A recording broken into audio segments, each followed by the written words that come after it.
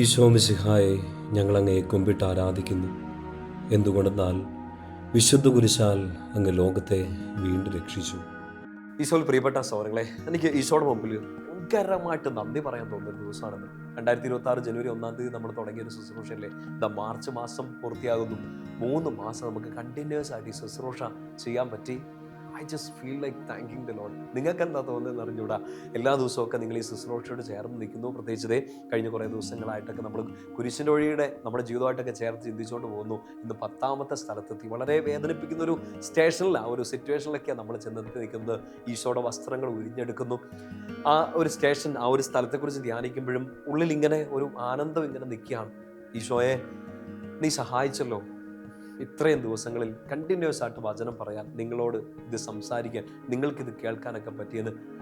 ഒരു പക്ഷേ നമുക്കൊരു ദിവസം ഒരു 5000 മുതലോ 10000 പേരോ ഒക്കെ ആയിരിക്കും നമ്മുടെ ഈ ഓൺലൈനിൽ ഇതൊക്കെ കാണുന്നത്. പക്ഷേ തിങ്ക് അബൌട്ട് ദാറ്റ്, ഒരു 5000-10000 പേരോട് 5 മിനിറ്റൊക്കെ വെച്ചിട്ട് ഈശോയുടെ വചനം പറയാൻ പറ്റിയെന്ന് വെച്ചാൽ എനിക്ക് നന്ദി ചൊല്ലി തീർക്കാൻ വാക്കുകളില്ല. നിങ്ങളും അങ്ങനെ തന്നെ ചിന്തിക്കണം എന്ന് എനിക്ക് തോന്നുന്നത്. ഈശോയെ, ഇത്രയും ദിവസങ്ങളിൽ ഈ വചനം കേൾക്കാൻ പറ്റിയില്ലേ? നമ്മുടെ തിരക്കുകളിൽ, നമ്മുടെ ടെൻഷനുകളിൽ, ആകുലതകളിൽ എല്ലാം ഈശോയുടെ വചനം ഒന്ന് കേൾക്കാൻ വേണ്ടി പറ്റിയില്ലേ? നമുക്ക് ഈശോയ്ക്ക് നന്ദി പറയാം. ഒപ്പം തന്നെ ഇത് രാത്രി കടന്നുറങ്ങുന്നതിന് മുമ്പ് ഈ 10ാമത്തെ സ്ഥലം ഒന്ന് ചിന്തിക്കണം എന്ന് കരുത്. ഞാൻ ഇതിനെക്കുറിച്ചൊരു നോട്ട് ഇങ്ങനെ തയ്യാറാക്കുമ്പോൾ എൻ്റെ മനസ്സിലേക്ക് വന്ന ഞാൻ വിചാരിച്ചു, ഇത് ഇങ്ങനെ ആൾക്കാരോട് പറയണോ, കാരണം അത് അത്ര നല്ല ചിന്തയാണോ എന്നൊരു സംശയം തോന്നിയ ഒരു കാര്യമാണ്. എങ്കിലും ഒരു സ്വാതന്ത്ര്യം ഉള്ളതുകൊണ്ട്, ഒരു സ്നേഹം ഉള്ളതുകൊണ്ട് ഞാൻ നിങ്ങളോട് ഷെയർ ചെയ്യാണ്. ഈശോയുടെ വസ്ത്രങ്ങൾ ഉരിഞ്ഞെടുക്കുകയാണ്.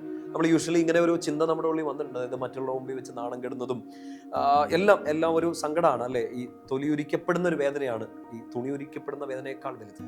നാണം കെടുക പബ്ലിക്കലി. അനുഭവങ്ങൾ ഉണ്ടായിട്ടുണ്ടാകാം നിങ്ങൾക്ക് 100-100 തവണ. എനിക്ക് എൻ്റെ ഉള്ളിൽ വന്നൊരു ചിന്ത ഞങ്ങളോട് ഷെയർ ചെയ്യട്ടെ. ആ പ്രാർത്ഥന ഇങ്ങനെ നമ്മൾ ചെയ്യുന്നില്ലേ, രക്തത്തിൽ ഒട്ടിപ്പിടിച്ച വസ്ത്രങ്ങൾ ഉരിഞ്ഞെടുത്തപ്പോൾ ദുസ്സഹമായ വേദന അനുഭവിച്ച ഈശോയെ.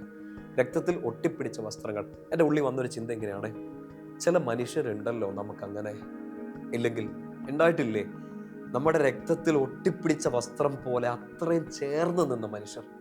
നിങ്ങൾക്ക് എൻ്റെ കൂടെ ചിന്തിക്കാൻ പറ്റുന്നുണ്ടോ? എൻ്റെ രക്തത്തിൻ്റെ രക്തമാണെന്നും എൻ്റെ നെഞ്ചിടിപ്പിൻ്റെ താളമാണെന്നും എൻ്റെ ശ്വാസത്തിൻ്റെ ശ്വാസമാണെന്നും ഒക്കെ പറഞ്ഞ് നിന്ന കുറേ മനുഷ്യരുണ്ട്. ഇപ്പം ഇല്ല.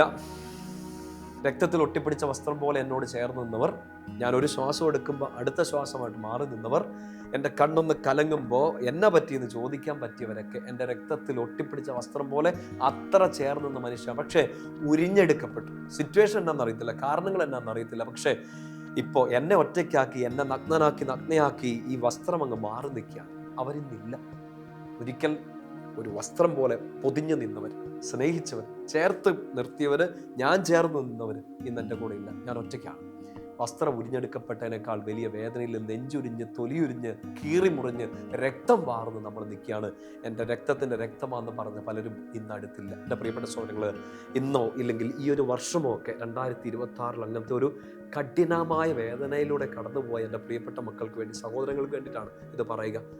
രക്തത്തിൽ ഒട്ടിപ്പിടിച്ചതുപോലെ അത്ര പറ്റിച്ചേർന്ന ചില മനുഷ്യർ പറ്റിച്ച് അകന്നു പോയെങ്കിൽ, പ്രിയപ്പെട്ട സഹോദരങ്ങളെ, പ്രിയപ്പെട്ട കുഞ്ഞുങ്ങളെ, ചേർന്ന് നിൽക്കാൻ, ഇപ്പോഴും രക്തത്തോട് ചേർന്ന് നിൽക്കാൻ, നിനക്ക് രക്തം തന്ന് നിനക്ക് വീണ്ടും ജീവൻ തരാൻ പറ്റുന്ന ഒരാൾ ഈശോയോട് മാത്രം ചേർന്ന് നിൽക്കാൻ വേണ്ടിയിട്ട് ഇതൊരവസരമായിട്ട് കാണണേ. എന്തുകൊണ്ട് അയാൾ പോയി? എന്തുകൊണ്ട് അയാൾ തിരിഞ്ഞു നിന്നു? എന്തുകൊണ്ട് അയാൾ പറ്റിച്ചു? എന്തുകൊണ്ട് അയാൾ എന്നെ പബ്ലിക്കിൽ ഇൻസൾട്ട് ചെയ്തു? എന്നെ ഒറ്റയ്ക്കാക്കി പോയി? 1000 ചോദ്യങ്ങൾ ചോദിച്ചാൽ നിങ്ങൾ ഈ 2026 ഉറങ്ങത്തില്ല. ഈ 2026 നാളെ പുത്തനൊരു മാസത്തിലേക്ക് നമ്മൾ കിടക്കുമ്പോൾ, പ്രിയപ്പെട്ട മക്കളെ, ഉറങ്ങണമെങ്കിൽ, ഉണരണമെങ്കിൽ, ജീവിക്കണമെങ്കിൽ മറ്റു കാര്യം ഉരിഞ്ഞെടുക്കപ്പെട്ട വസ്ത്രങ്ങളല്ല, വസ്ത്രം പോലെ നിന്നോട് ചേർന്ന് നിൽക്കുന്ന ഈശോയെ നോക്കുക. രക്തം ചിന്തുന്ന വേദനകൾ തന്ന മനുഷ്യരെ അല്ല, നിനക്ക് വേണ്ടി രക്തം ചിന്തി ജീവൻ തന്ന ഈശോയെ നോക്കുക. അവസാനം വരെ കൂടെ ഉണ്ടാകുമെന്ന് പറഞ്ഞ് പറ്റിച്ചവരോടല്ല, ഇപ്പോഴും നിന്റെ കൂടെ നിൽക്കുന്ന ഈശോയെ മാത്രം നോക്കി ജീവിച്ചാൽ ഈ ചോദ്യങ്ങൾക്ക് ഉത്തരം കിട്ടുമെന്നല്ല പറയുന്നത്, ഇനി ജീവിക്കാൻ ഒരു ഉത്തരം നിങ്ങളുടെ മുമ്പിൽ ഇപ്പോൾ തെളിഞ്ഞു കിട്ടും.